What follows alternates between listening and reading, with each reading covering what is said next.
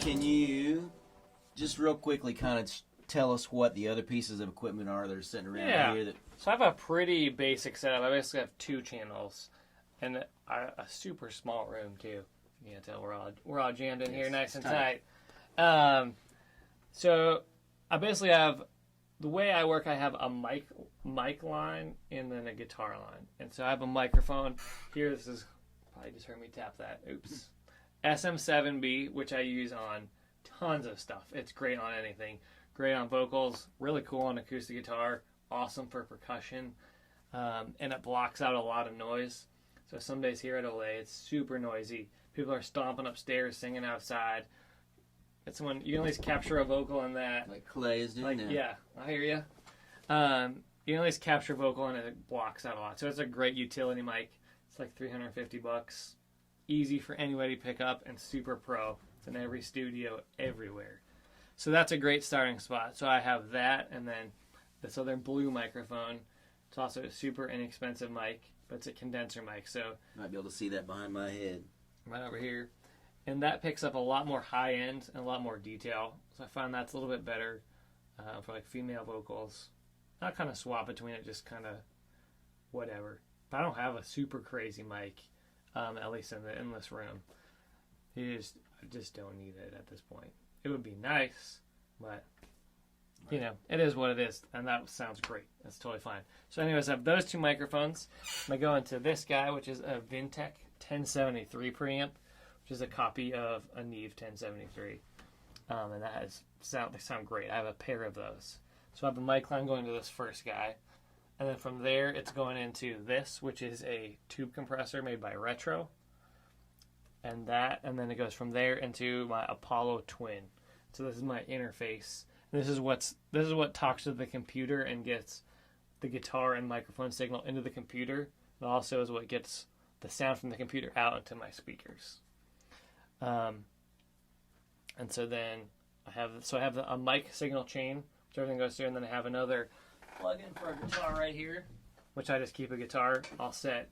It goes from here, it goes into a pedal board where I have volume pedal, and then I swap in and out pedals and tuners and all kinds of stuff. And that goes into the SansAmp rack mount, which I use about half the time, kind of on and off, depending on what it is. And that is an amp simulator. It does a whole bunch of stuff. And that one's not even for bass. It's just kind of a general SansAmp, but it kind of adds this meat, or you can overdrive stuff, or just kind of sculpt the tone however you want. And that's a cool tool just for going for something different. From there, that goes into 1073 preamp. And I have this Lindell Audio compressor, which is a copy of an 1176. And then that goes into the Apollo. So each line, every input, I'm going through a preamp and a compressor. And you certainly don't have to if you're just starting out, but for me it helps get really good tracks right into the box. I'm having to do less processing. And I'll still mix them and EQ everything inside of there. But I like to kind of mix and get everything sounding really good going in. Because then you're not spending money getting it mixed later. It's fast and really easy to get something set, done. And nothing I have is super, super expensive. There's a million options on everything. That's just what I've ended up with. That works pretty well. Cool. Yeah. What sort of monitors do you have? These are Yamaha HS80Ms, which I think it's only like $350 for the pair. I think. I might be wrong. Don't quote me on that. You stole them, didn't you? Yeah, I did. They're not crazy expensive monitors. I have a huge budget to go buy some monitors because I'm a super dork on speakers and audiophile stuff and all that. I listened to monitors for like probably a month, and then ended up finding these because they don't sound super great or hyped at the moment, but they seem to translate really well. And they're copies of NS10s, I think, with basically more low end, and that's the most famous monitor ever for mixed guys. And the same kind of thing. They don't sound particularly great, but when you do get your mix up and sounding good through them, they translate great when you play it for somebody else in your car, big stereo system, all that. And so I have those, not even expensive monitors, and it's just great utility monitors. Sound good with everything. And I mean, they don't sound bad at all. They sound great, but it's not like Not high end. They're not $10,000 monitors, but. And one of the things I've struggled on demos is you go to the studio, and it sounds awesome in the studio when they mix it on the big fancy speakers, and then you put it in your car, or you bring it here, and they're playing it on the stereo, and it just doesn't sound awesome. Yeah. And so, yeah, I mean, and then I have just a bunch of hard drives, sample drives, that kind of stuff, and that's it. A bunch of guitars, a bunch of basses hanging out, percussion stuff, and then... Just things to bang on. Things to bang on. I bang on my table all the time. And that's it. I mean, just kind of be creative and see what you can come up with. Awesome. Yeah. There's nothing at all that's complicated or super crazy expensive. I found that to be our other tracks guy, Jason, same kind of thing. He's really great at using whatever's around him. He does awesome stuff. And he has a completely different setup and a completely different workflow. Mm-hmm. And he's amazing. Yeah. So, and everyone just kind of finds their own way to do their thing, and that's all you need.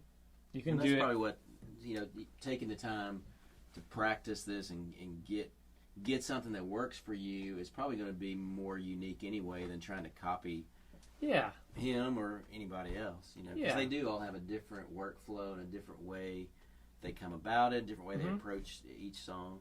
And it's just practice and doing it. And sometimes I have a rig I take on the road that's just a laptop. I leave all of us at home and still just mess around, and it's fun to be completely out of your zone onto new stuff. So that's been great.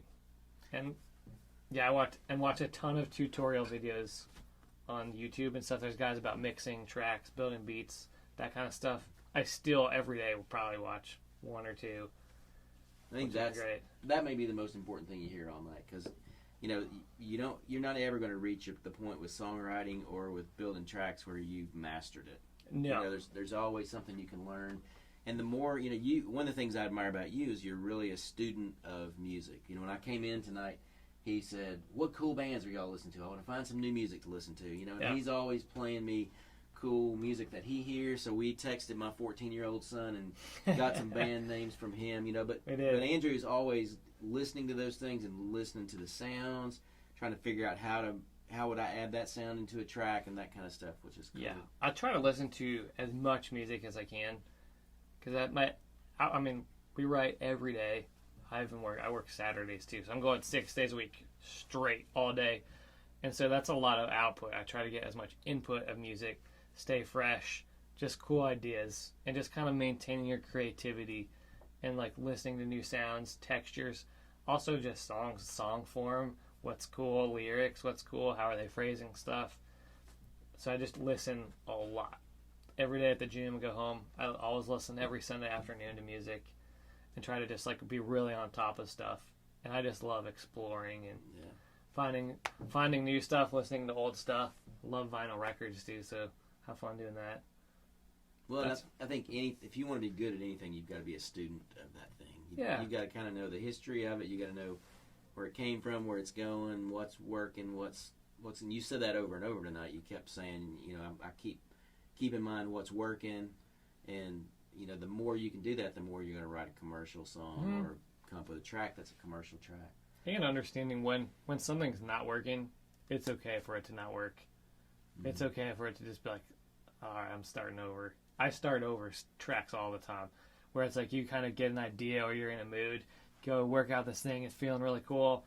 Then like you go work out or get a bite to eat, you come back and like, I don't know what I was thinking, and I'll start completely over, which is good sometimes, and that's a natural process. And don't get frustrated from the beginning, because everyone gets it the whole way through, and it's just about when it's good, and then also when it's bad, acknowledging, probably do this a little bit better. And then just keep searching until it's right. Yeah. And so that's my whole day is yes and no, which you see me go through all the time when we're doing stuff. Yeah. Clay, do you have any questions? Do you have something you've done recently that you wrote that you wouldn't mind playing us part of? Sure. Like track, songs? Maybe a song that you did the track for, you wrote and you did the track for. Sure. I have this song I did with Jill Andrews, who is awesome. She's a writer at Big Yellow Dog. This song is going to come out on a compilation on Tuesday, I believe. It's part of an Indie Nashville spotlight.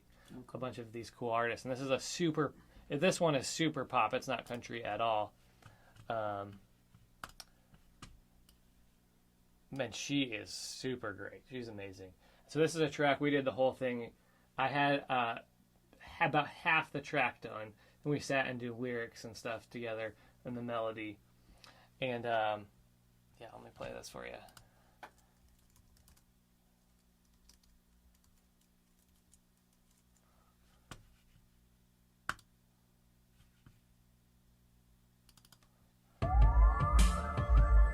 And then on these that are actually commercial, like I'll have these actually mixed.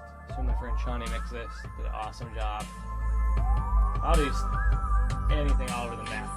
Some really pop, some rock.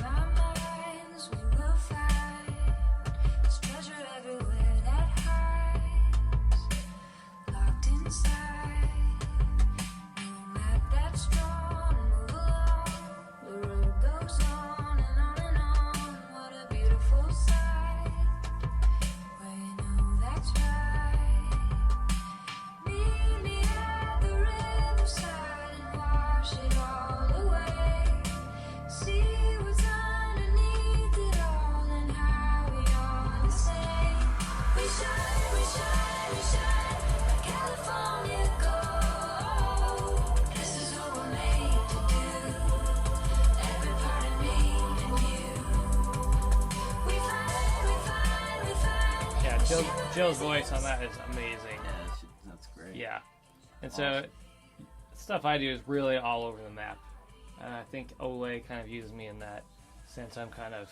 The utility. I kind of am the outside of the box guy. So, I wrote with like a rock girl this morning. It was really fun. And I'll write country rights someday, and then do some rap someday, a bunch of pop placement, like whatever. Which is really fun because it's kind of all over the place. But another thing that's been really cool about Ole too is even though I do tracks, they're really adamant that I'm growing as a writer lyrically and song structure. And so I'll still have days where I sit and just play acoustic guitar and kind of completely get out of that. And it's like, at the end of the day, it really is about a song. And so making sure your focus is still on that with tracks is also super important. And it's been cool to have make sure you're doing that because it's easy to get stuck like just doing tracks and you lose focus of writing songs and lyrics, how to build a good song structure and that. But really, like, that's important. Yeah. And me, I have a job right now doing tracks, but you never know like what kind of fad. There wasn't track eyes 10 years ago. Will there be in 10 more years? Who knows? Right. And so just making sure you're super well-rounded in song structure. So. Yeah. Awesome. Yeah. Thank you very much. Yeah, thank you. Thanks for having me.